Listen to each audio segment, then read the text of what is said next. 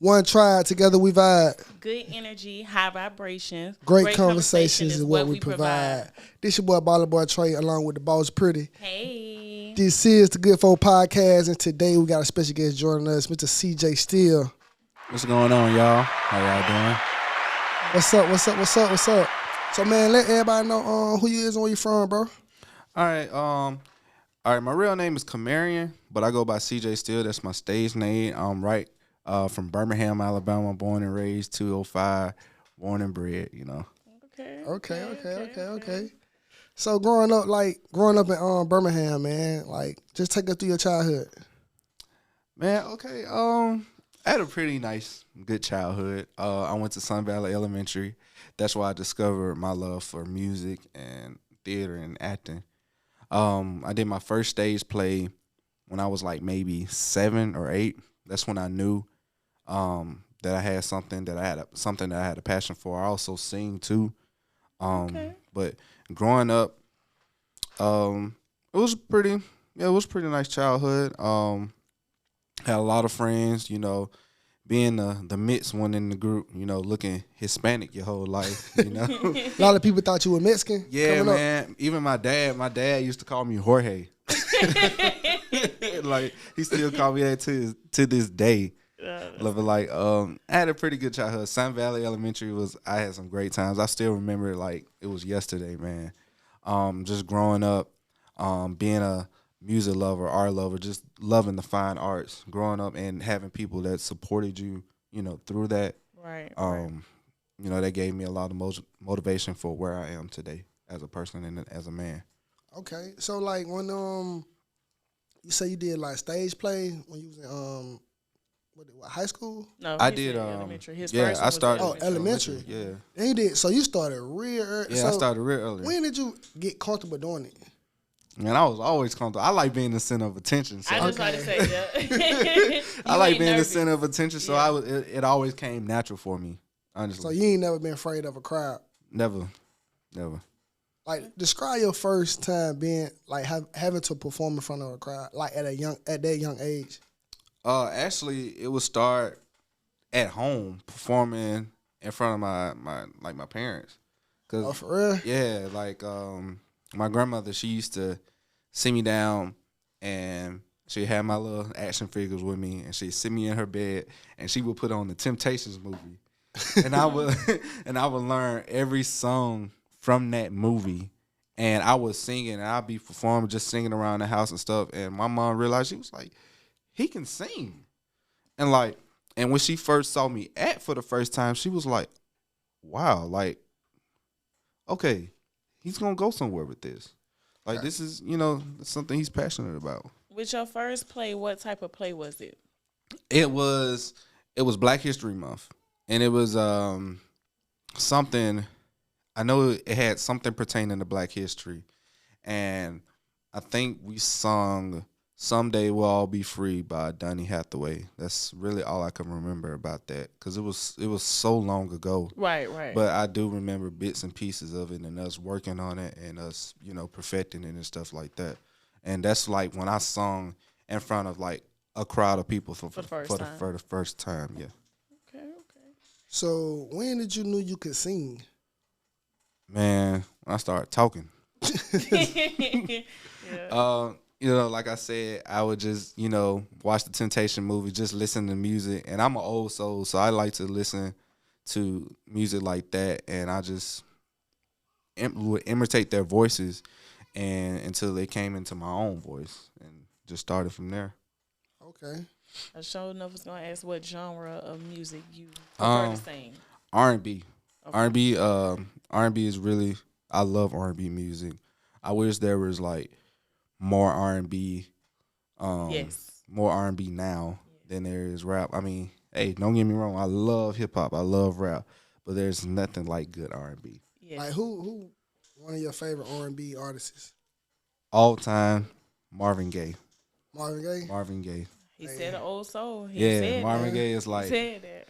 Marvin Gaye is that guy, man. Okay. So, when you first started like doing plays, like since you started so early, when did you actually just get the confidence of doing more and more stage plays? Well, when I was in elementary school, we did plays, and then it kind of came to a stop in middle school because the school that I went to England Middle School, and we didn't have that. So it just kind of dwindled down for a bit, and then it picked up back in high school, my 10th grade and 11th grade year. They had a theater program, and that's when I started doing stage plays again. And, you know, I was older now, and everything just came back natural, and it was like, man, this is a lot. I'm having fun, man. You know, this just everything's just coming natural. Everything's coming back to me. It pretty much was just already in you. Already. Because it just immediately snapped back, just like you never stopped. Like I never stopped.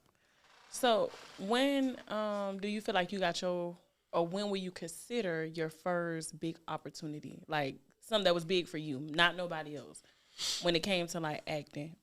When I did my first film, I was still doing stage plays after I graduated high school, and I got to do my first film in, I believe, 2019, 2020 with Rico Shay. He gave me the opportunity to film my first film for the first time, and after that, it's kind of like I kind of took off because I started booking more. I started networking with people and getting more roles, and that's like, I kind of feel like that's why I'm here right now, like in this very position right now, just from that dedication that I already have for the craft. Facts. And, Gotcha. you know, just wanting to be better and wanting to know more people and get more opportunities, you know. So what? Go ahead. I just want to say, now, do you think that opportunity built your confidence when it came to acting, or you already feel like you was comfortable where you was at, like you didn't need that booster? No, I needed that booster. You needed it? I needed that booster in confidence because I suffered from, you know, growing up, I suffered from low self-esteem. So it was good to, like, somebody notice your talent and notice the person that you are, and they give you an opportunity to showcase that. Right. So that was definitely a confidence booster, and it's helped me become a better person and helped me become a better actor. So going through them stages of life, bro, like growing up and just dealing with that self-esteem thing, bro. When you did finally just like got embraced by your talent, from like, I don't have to be like this no more because now I'm accepted for me just being a natural actor. You get what I'm saying? So now, like, with that confidence, bro, like, how did it make you feel when you finally got through it? Like, when you finally got through that, like, now I don't have to worry about the self-esteem thing because I got something in front of me now that is well known to everybody that will bring me the type of... No judgment behind it. Yeah, basically. Yeah. It felt great. And having the support from friends and family. And then that you're doing something positive. You're doing something that you love to do. So you don't have people. Of course, there's gonna always be haters. There's always gonna be that one. There's always gonna be that one. You know, ain't trying to hear all that from you. But it's all good. But it just feels good to be loved and supported by the people that you love for doing matters. something that you know that matters. And yeah, man, it's really nice. It's a great feeling. I love that. Especially coming from a low place. I love your determination. I love the fact that despite what you went through, you always being driven. Despite low self-esteem, you didn't stop. You didn't give up. We all take breaks. We all step back.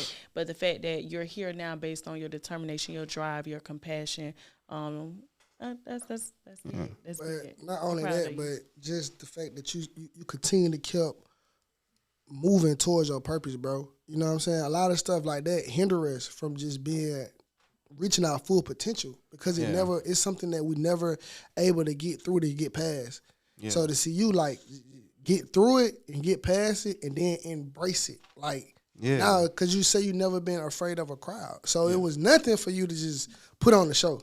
That was naturally you anyway. And then for me, it's like all about being humble too, because like if you know you're good at it, I'm the type of person, like, I'm not gonna flaunt how good I am. I know how good I am, but I'm gonna be humble about it at the same time because I don't want to have the big head. But like, you know, I know how good I am and I know what I'm capable of, but at the same time, I'm gonna be humble about it because you know, you've seen a lot of people who's arrogant, and Yeah. you know they haven't had a good run. So Right. you know I try to remain humble, you know, because I know I'm good, but at the same time I don't want people to think that I'm just that him. You know, I don't want people to think I'm just an arrogant person. No, I mean I worked just as hard as you.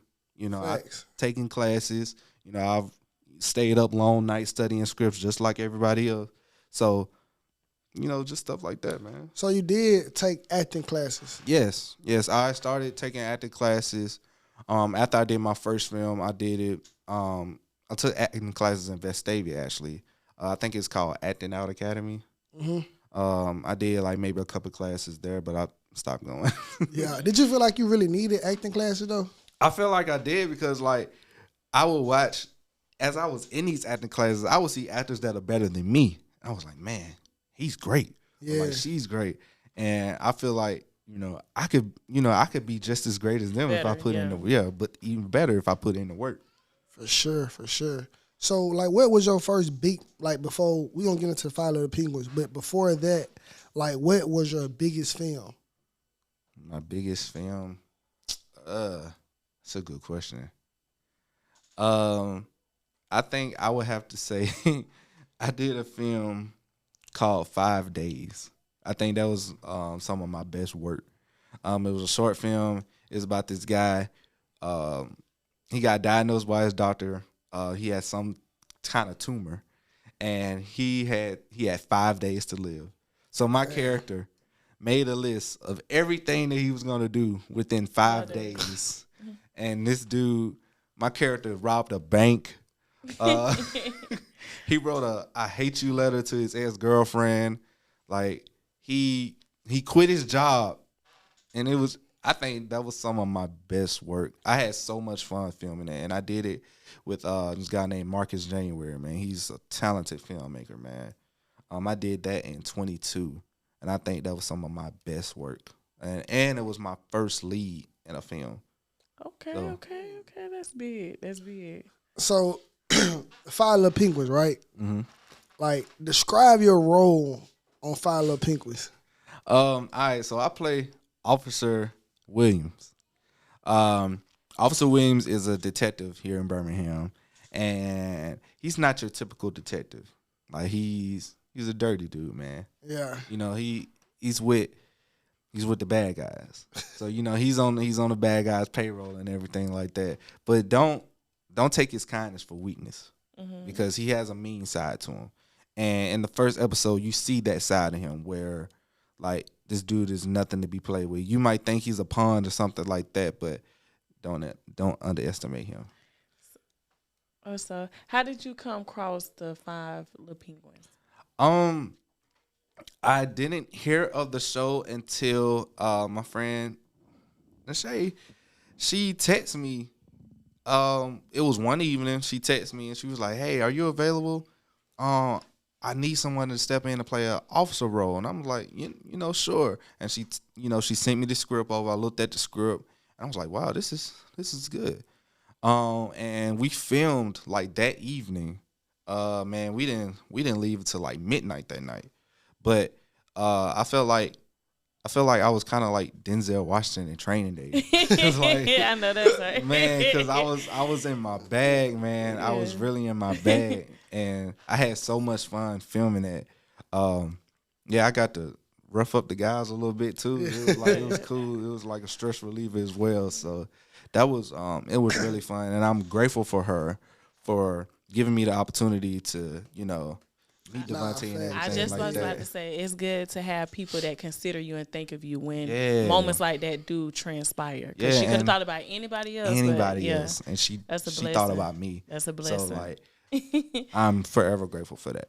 And like also just having them good people, man, looking out for you, even for when you're not sure. around. You know Yeah, what I'm for saying? sure. They still think about you, giving you opportunities.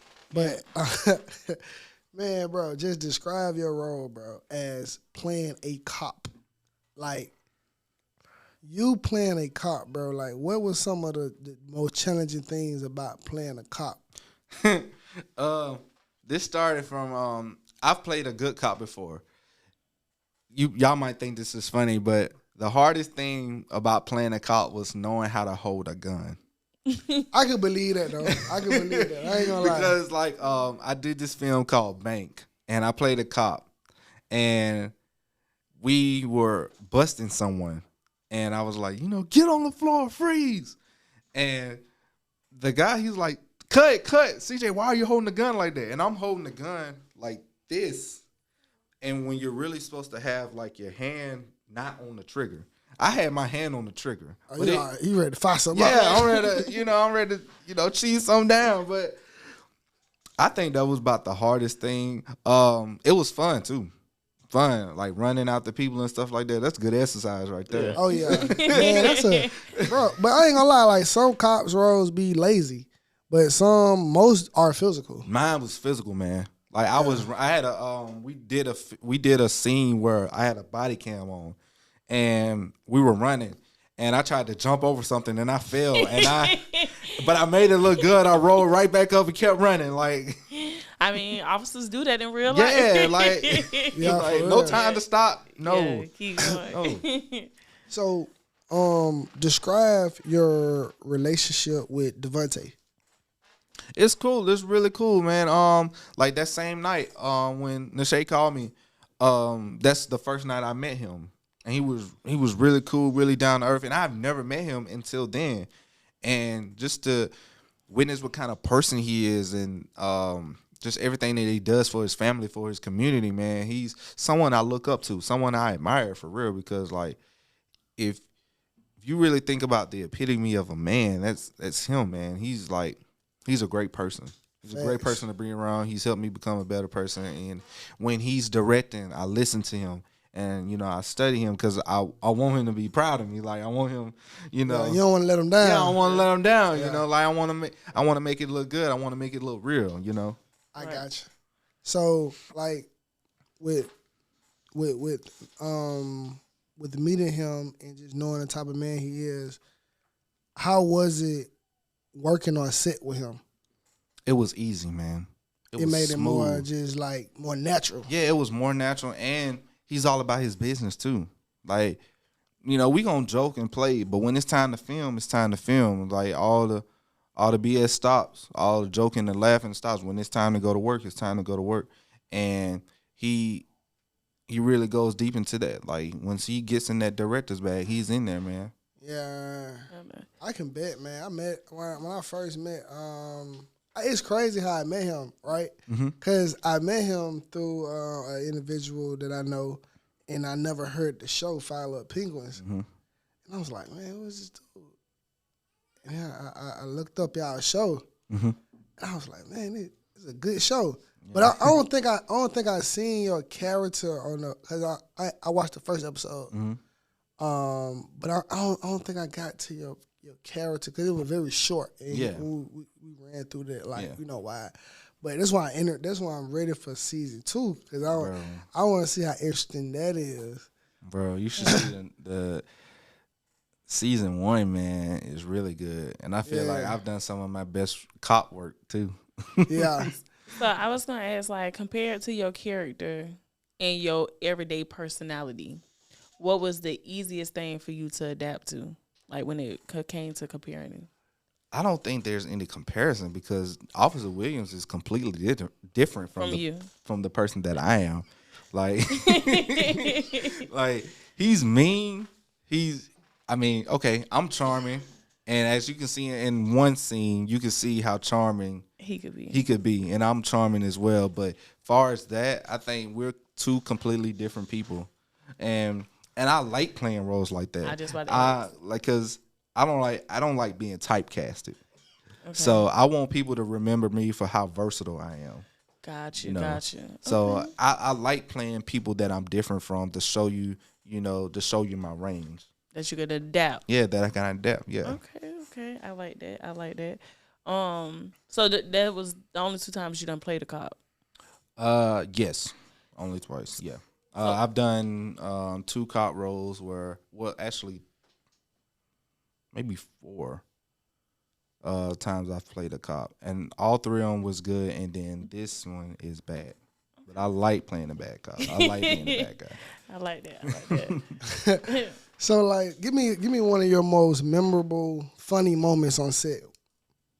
I think it was the last time we filmed, man.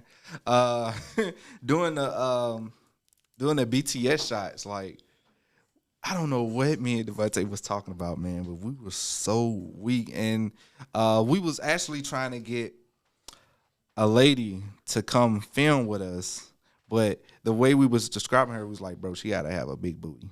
She gotta have a big booty, and we was just having a conversation about that. That was funny. Me and one of the characters, what is his name? I don't know his name, but we always, when we were on set together, we always play around with each other.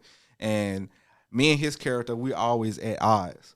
So like we be on set and we be messing with each other, and I'm like, man, and you know, you're like, man, I slice you up, like, you know, like we be just talking shit to each other, man. So it's like really fun times like that.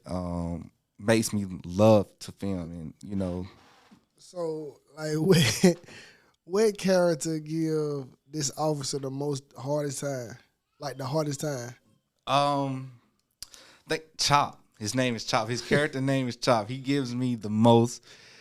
He gives Officer Weir the most problems because he always got something to say. Officer Weir is gonna always have something to say back, and it's like it's one scene highlighting that. Like they going back and forth, and me and him. He's a good friend of mine, and we always like met that. We always work on our lines together, so we can like when we doing that exchange, it can feel real. Feel real. Yeah. Do you got a favorite character? You got a favorite character? Me. Good answer. Good answer. Yeah, but I would say I have a favorite character. I love everybody on the show, man. For sure. Yeah, I love everybody on the show. Man, like when you let's just go back a little bit, right? Mm-hmm. When did you really just start taking it serious? Like before you got into like your first role, but when you was doing your stage plays and stuff, like at what point did you get serious about like just pursuing acting as a career? When I first did my first film, because like I was still doing stage plays. And I never like done a film before. And then I got that opportunity to do that film. And I've met people on that set who are literally like my best friends now. Facts. Like we are literally best friends.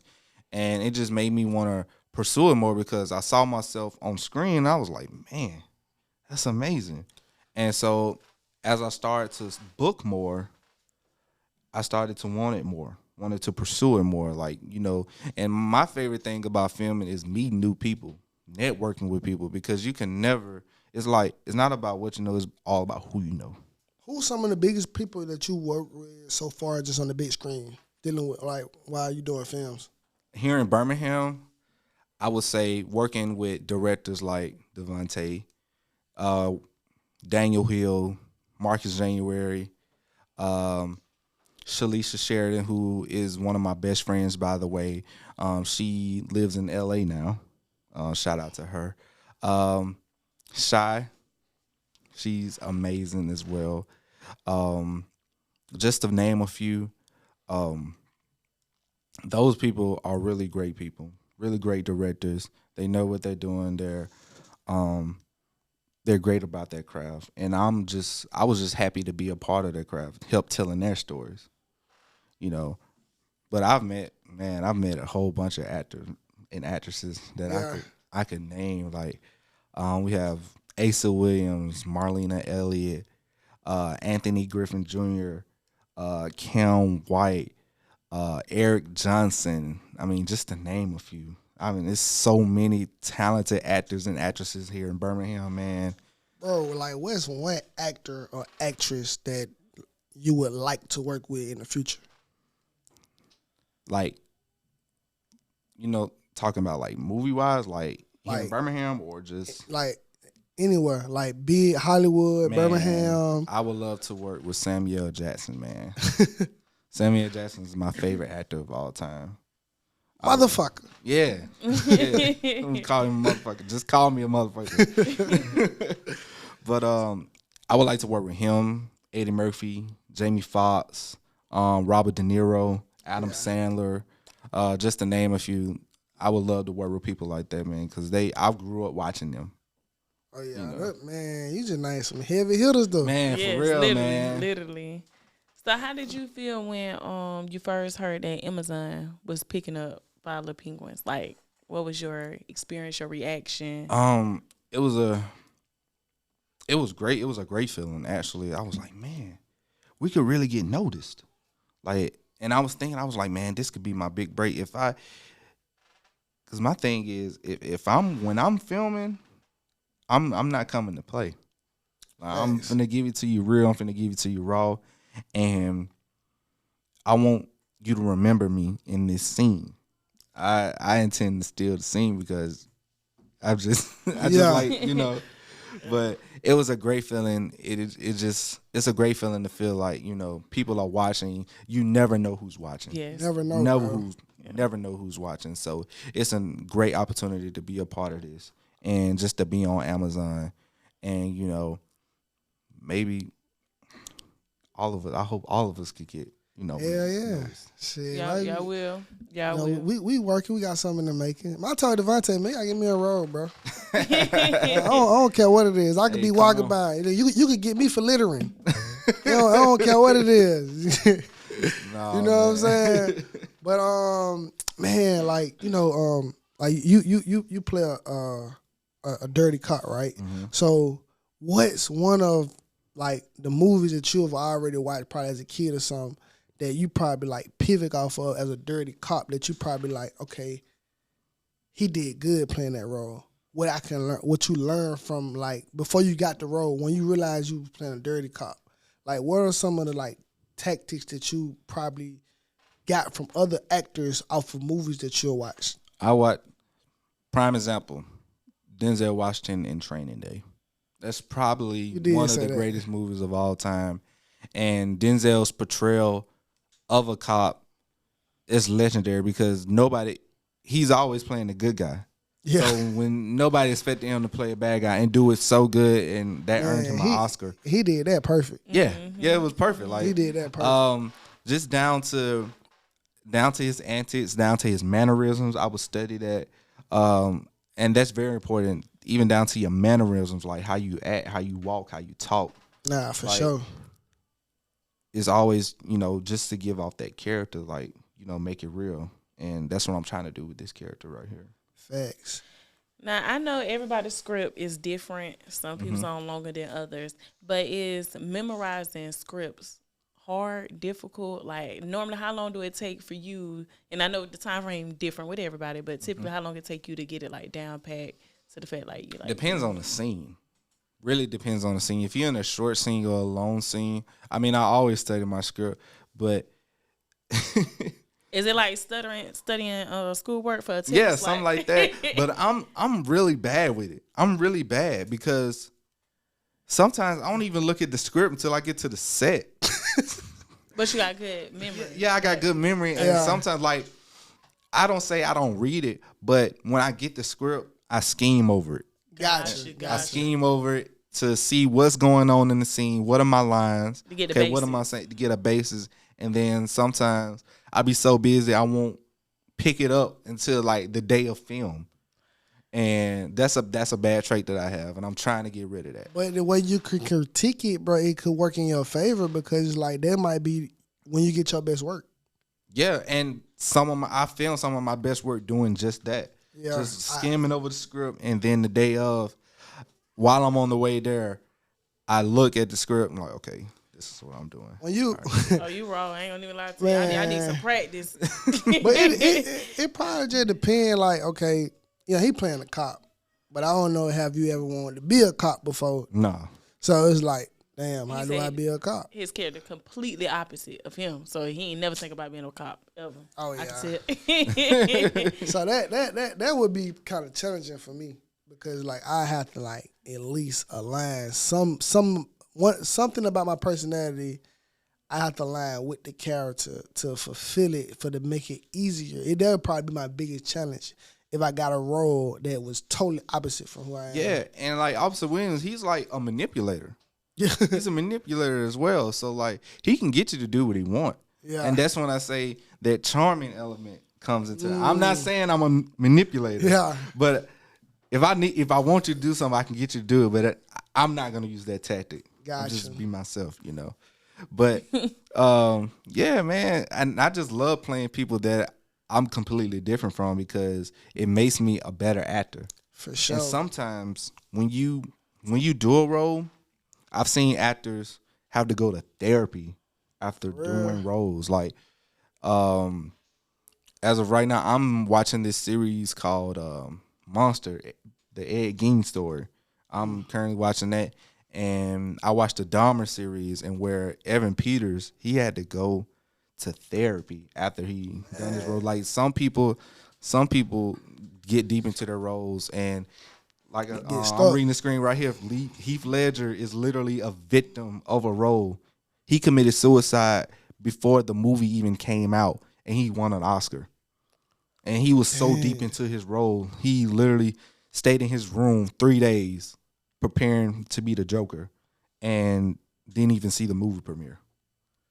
Dang, that's crazy. So I did like, not know that. yeah, Me either. yeah, like acting is really, it's a lot. It's a lot that as an actor it's a lot that you can go through as an actor, and you have to be mentally prepared for that. That's why Jesus is in my heart, because the stuff that you can get into trying to do this role and trying to become this person, it'll have you doing some dark things. It'll have you going into some places. That's why you need to have Jesus in your heart and God on your side. Nah, I've been waiting on that the whole interview. I ain't gonna do cap. I wanted to bring it up, but I ain't gonna say it first. Okay, But like what, bro? What's some of the pros and cons to that though? Just maintaining a clear mind and staying focused to who you are. Pros: praying, fasting. Like that's something I'm getting into. I'm fasting more, but I've been praying a lot lately. And I did a film where I played like this stalker, and I had to go into a really dark place to become this person. And that's something that I'm not like. Even sometimes, man, it's a lot, man. Yeah. But the cons is trying not to totally become that person. Become that person. Like it has to be a switch. When you're acting, when you're doing the scene and you're done with the scene, sometimes people don't come out of that. For real. Some people don't come out of that, and a lot of people it's get good stuck that there. it's good before, like, if you're doing a role like that, you should pray. You should definitely pray about it, because it's still acting. It's still acting at the end of the day. So a lot of people get stuck in their character. Sometimes get stuck in their character, and it even shows in other films that their character is still on them. Like from movie to movie. Like from a previous movie, you can still see that the character is in them, just from the way they talk, the mannerisms. Because I'm a movie guy, so I study movies, I study actors, I study everything about a movie. When I'm watching a movie, I'm watching it for the plot, but at the same time, I'm studying how the actor really delivering this role. Yeah. I'm kind of the same way, bro. Because there's a lot of actors I see that, it's certain things that makes them better with just their mannerisms. Yeah. You know what I'm saying? Yeah. Like, you can have a good actor, bro, and he can have the look, the style, the swag, but if his mannerisms don't align, exactly, it's not gonna come out. You can have all that and still be a bad actor. Yeah. Thanks. I've seen that. You can have the look, the muscles, the everything, and you can still be a bad actor. So what would you say that what would you say that you learned that was the most valuable about just being an actor? Being on time. Man, I'm so adamant about that. Being on time. Time is everything. Time is everything. And I'm a punctual person, so I like to be on time, especially when I'm filming. I like to show the director or whoever's running the set that I'm reliable. For sure. Thanks. that I'm reliable. sure. If you need me, I'm here. And that would take you a long way, bro. It'll take you a long way. Facts. A long way. Because knowing that, like, he's going to be here. Mm-hmm. He's counted for no matter what. I know he's going to be on time. Yeah. So if anything, I can get him here. Yeah. And we can start on time. That's the we biggest start. thing. Yeah, we can start on time. Then we can get done. You know, we can chill out. You I know, like go on, just knock it on out. yeah, go and knock it out. And make sure you know your lines too. Make sure you know your lines because like when you're filming, it's only so many takes you can have. Yeah. Like you could be spending an hour on one scene. That's just wasting time. Facts. Like if you're an actor and you've been chosen for this role, I feel as if you need to come in knowing your lines or at least knowing the gist of the situation that's going on in the scene. And Devontae tells us that all the time. Like, remember what's going on in the scene. Okay, you might slip up. Cool, ad-lib. Just keep it within the situation. You just can't just go off in the deep end. Right. Like we having one conversation and you talking about, well, I went to Krispy Kreme Donuts last week. Like, no. I think that's important too because like I've seen a lot of actors spoke on other interviews about not only knowing their role but knowing the moment in the show where it's like, okay, my role might be like 30 minutes from now, but I still got to understand the plot what leads to my role. Yeah. So it could be You on get cue. what I'm saying? Yeah, and another thing for me, a lot of actors, I don't know if a lot of actors do this, but sometimes I learn the other actors' lines as well. Like when you're in that scene, they might forget it. Like, especially in stage plays, it's great to know the other person's line because if they slip up, you can slip them a word to make them remember their line. So, and that's happened a lot. That happens a lot in theater. Like people not knowing their lines, you just slip them a word, and they'll remember just like that. So have you ever worked with someone that was just not focused? Yes. And what's that experience like? It's not a good feeling. I mean, because I'm a nice person and I'm professional and I try to help out the best way that I can. And this actually happened on the stage. I was doing a play and we were doing the scene and this is live. And she slipped up on her lines and it's like I kind of had to carry her the whole scene because she slipped up her lines and I'm like, you missed like maybe 5 lines. So that's like that's a big gap. Yeah, that's a big gap. And I don't penalize for anybody for like that because everybody forgets. But it's just a certain things. It's you're an actor. Right. This is we're getting paid to do this. So this is like a job. So learn your lines. Right. For sure. Now, I did want to step back a little bit with the spirituality. Now, I know that spirits are everywhere, that they are, good and bad. Mm-hmm. But with y'all acting, do you think that y'all encounter them more? Like stepping into different roles, stepping into different aspects, being around different people, again, never knowing if it's going to be a negative movie, a positive movie. Do you think that plays a part in some? Sometimes it can play a part. Just you can literally walk onto a set and feel how the energy is going to be. And sometimes I've stepped on sets where the energy was not there. Where like it's like you step on the set and go like, okay, I see I'm just going to have to come here, do my job and leave. Correct. And it's been like that sometimes, and I don't like going onto sets like that. I like to go onto sets where you can feel the love. You feel can, at home. Yeah, you can feel at home, and that's how you get a lot of great work done. I just like That's how you get a lot of great work. It's a domino effect. If I walk into the room and it's shifted, it's gonna shift mine. Mm-hmm. Yeah. Okay. Yeah. And I think that's important too, bro, because that would take a lot out of just the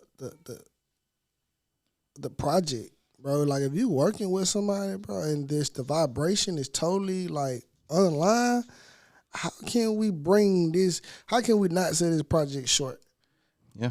I think that's probably be a challenge. It's definitely a challenge, especially working with someone that you have a lot of tension with, and instead of talking it out before y'all do the scene, it's like you do. Are you ever had one of them situations like that? I don't think so. I don't. Not just like it was a problem, but like y'all just didn't really see like eye to eye. Tension in filming. Yes, it was a play actually.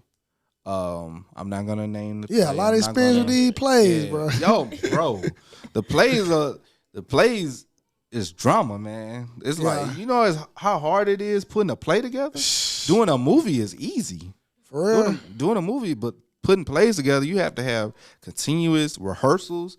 You got to work on blocking. You got to, think about the location you're gonna do. You got to make sure that you're not, man. And I would think it would be the opposite.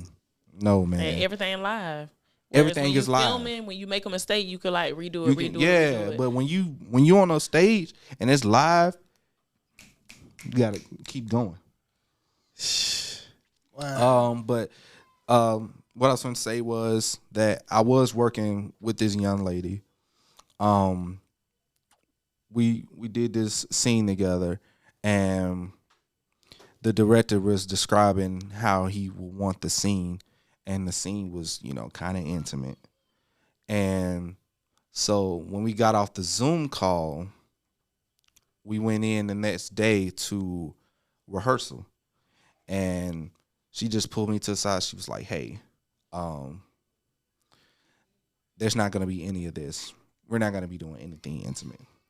She said, "So we're going to work on like hand gestures and where you can put your hands, and you can't touch me this way, or you can't kiss me this way." And I'm like, okay, cool. I'm a respectful man. So, but the director clearly said what he wanted. So yeah, like he even brought in intimacy coach. Dang. So it wasn't really intimate, and which I didn't care. Yeah. Facts. But at the same time, if this is what the director wants, it should happen. And she was real standoffish to me. Like we didn't have no chemistry at all.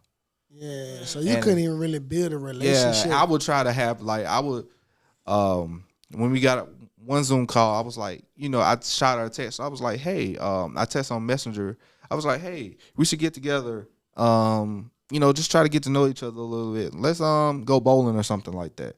No, we're gonna keep this strictly professional. I don't want anything personal coming out of this. I was like, okay, cool.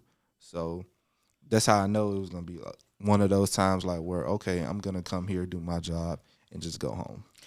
Yeah, but everybody gotta understand too. Sometimes when you invite them out on an outing, it's not personal. Yeah, it's big to build rapport in business. Yeah, settings. So how am I gonna truly know you? How our energies, our spirits, going to correlate together if we don't never talk or converse outside of business? The director said he wanted us to get to know each other. Facts. Because the scene was when we had just got married. So so like we had to get to know each other a little bit, but even on a basic friendship level, that would have made it look a little bit more real. Yeah. And not even that. Like I know you a little bit. You know what I'm saying? Right. Let me get to know you a little bit. Ain't gotta be nothing personal involved. Right, this is just professional. This is this is business to me. Facts. Right. I know that can make shit so difficult, boy. It can, but I made it work. We made it work. Yeah, facts. Yeah, we made it work. It's always a solution. It's just like it could be more smoother. Yeah. It was smooth. We did our thing. Hey, good job out there. See you out there. And that was that. That's good. Big on keeping it neutral. Yeah. Like no hard feelings. Yeah, maturity. Mm-hmm. Have you ever got a script, bro, that you just didn't like? That's a good question. I don't think so. I think all the scripts I've ever read was cool. I had one script that I was confused because I was like, what is going on? I did this. You guys ever heard of reading theater? Reading theater? It's like theater, but like you're sitting and you have a stand in front of you, you have the script in front of you, and you're reading. Like I've done like 2 shows like that. and the show was called Peter and Alice. So the show was based off a meeting between Peter Pan and Alice in the Wonderland. And I played Peter Pan, and like it was a interesting experience. I didn't understand the script, but I understood it at the same time. It was just basically the authors between who had originally wrote Peter Pan and the authors who originally wrote Alice in Wonderland, and it's like they were having a conversation like the whole reading. So it was kind of confusing. Yeah, but other than that, I've never read a script that I wasn't like, nah, I ain't doing this.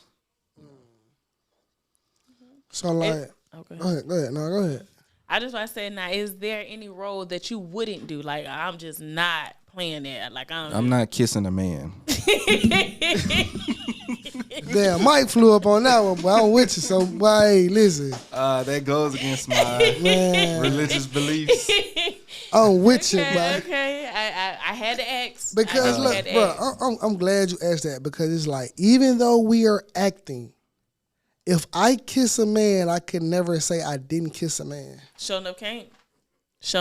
I could never say that. And you would not be able to convince nobody no other way than what they think about you. Hey, you stuck. kissed the man. Yes. Nothing wrong with people that play those roles that are not gay. But I'm just saying, like, no dollar amount. Yeah.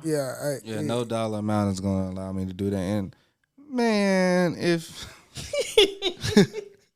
bro, nah, that's just a no.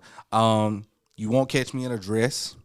Okay. You will not catch me in a dress. I don't care if. No, I'm not wearing no dress. A lot of people think that like you still can be funny in a dress. Nah, I'm not hating.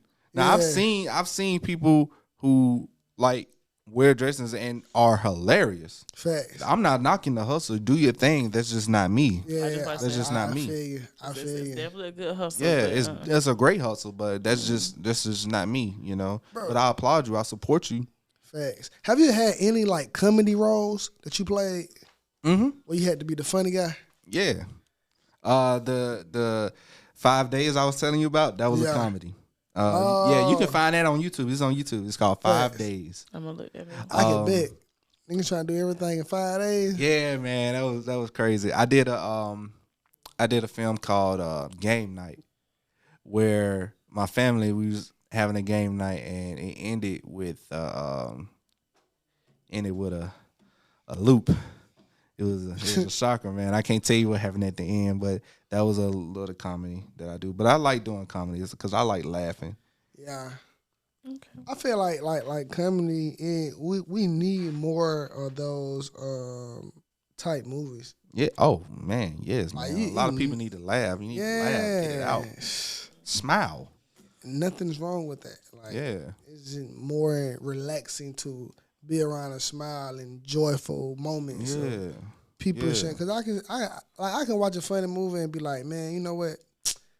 I'm gonna just call some of my people up, bro. We finna have a little night out because of just the energy from that. Where like I want to laugh and spend time with my people because of what this movie just did for me. Yeah. Because like when you man, have you ever just watched a movie, bro, and you seen yourself doing that role better? Yes. I've seen Tubi movies that I was like, man, I could do this. Yeah, like, bro, I could get that. Like, for real. Like I've watched movies with like I watched one of my favorite movies is The Wedding Ringer with Kevin Hart and Josh Gad. I was like, man, I could do that. Like I could be a recurring character. Like I can do that. Like, I can be funny. For sure. Now, personal question, but not too personal. Mm-hmm. When it comes to acting and singing, either or both, if you would like to ask, where would you like to be in those careers 5 years from now? Man, hopefully winning an Emmy, being on a show and winning an Emmy at least, like just on a show, honestly. Hopefully just doing what I love to do. I don't care if it's a drama or comedy. I just want to, express to the world my talent and, saying that, the South got something to say. Nah, facts. Do you have an equal passion for singing and acting? It was for a minute. But I think the passion for music is coming back. I'm trying to work on music now. I'm trying to see how I can get into that because I don't want to let my voice go to waste. Nah, because I've been so focused on acting, I haven't even dreamed about like doing music. And one of the people I look up to is Jamie Foxx, who's like multi-talented, bro can sing, bro can act, like, and I kind of look up to that. So I kind of want to be like something like that, not like him, but something like that. Using both your talents. Yeah, using both all your talents. Yeah. All your talents. Gotcha. And then too, bro, I feel like that could open up even more opportunities for roles. Yeah. You know what I'm saying? No, like love him a good singer. That's what I'm saying. He have a lot of dudes doing both in one project. Yeah. You know what I mean? But like, let me ask you this, bro. Like when you sing, like what's your passion towards singing? Like where really do what is what I'm trying to say? What do you have the most passion at, singing or acting? Acting. So singing, like acting, your first love. Acting is my first love. Yeah. I can believe that because he said he started acting so young that he knew he could sing, but majority of his childhood, what stood out the most was his acting. Like, so I figured that. Yeah. So what you plan on doing with your voice? I mean, I want to bring R&B to Birmingham. Like, I'm with you on that. Yeah, because we got like so much rap in Birmingham right now, and there's nothing wrong with the rappers here in Birmingham because I fuck with some of the rappers here in Birmingham, but like there's not enough R&B, or it's just not enough being showcased. Facts. I think that's what it is. This whole generation, it's not being showcased enough, and I think that's just in Alabama as a whole. Man. If I had to be honest, because like, bro, there's a lot of talent all over the state, man, and some of these people you'd be like, why they not heard? Yeah. You know what I'm saying? Yeah. Like, and you might be the one that could do that, bro. I want to be one of the ones. You know what I'm saying? That, you might be the one that could do that because it's needed. It's definitely needed. It's needed. But it's this generation too. We as a whole have to bring it back because when we was growing up, we had a lot of R&B music. Now they promote the rap music, the TikTok songs, all that.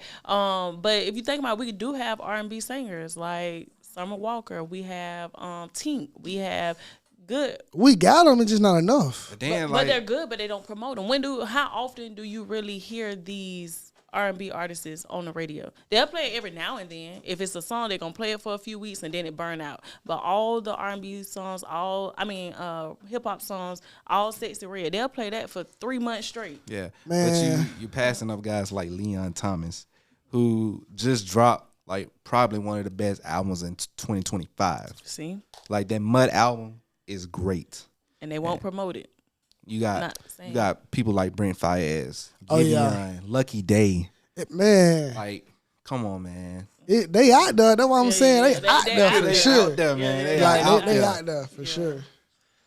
But yeah, man. Man, was glad having you, bro. We gonna wrap it up here, but just before we go, man, let everybody know where they can find you at and how they can when to expect season 2 to drop.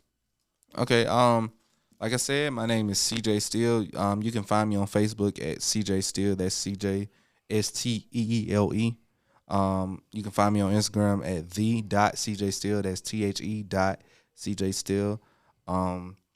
I don't know when season 2 is dropping. So y'all haven't got a date on it yet? No, we're currently just trying to get season 1 dropped.